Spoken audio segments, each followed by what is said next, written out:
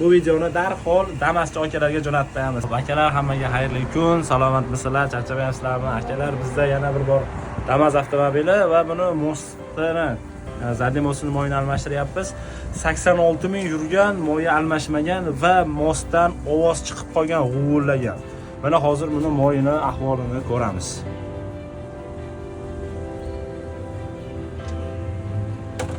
Mana moyi ahvoli o'zingizlar ko'rishingiz mumkin.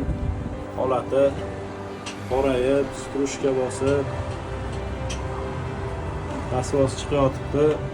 Xo'p, akalar, bu holatda biz nima deymiz? Biz avvalambor mostni mashinani olishimiz bilan yangiligida ham oyini tekshirtirib olishlaringni maslahat beramiz. Bu sizlarni rasxoddan, chiqimdan va behuda vaqtlarni ketkazishdan saqlaydi va keyin akalar imkon bo'lsa almashtirib olganlaring yaxshi bu holatga e'tibor bermasdan. Sababi hech qancha pul summa bo'lmaydi, hech qancha moy olmaydi. 1 litrdan oshiqroq moy oladi xolos. Shuning uchun bu moyni mostini yangiligidayoq 2000-3000 kilometr yurishi bilan o'zini moyini almashtirib olishingizni mostnikini maslahat berib qolamiz. Bu videoni darhol Damaschi akalarga jo'natib qo'yamiz. Salomat bo'linglar.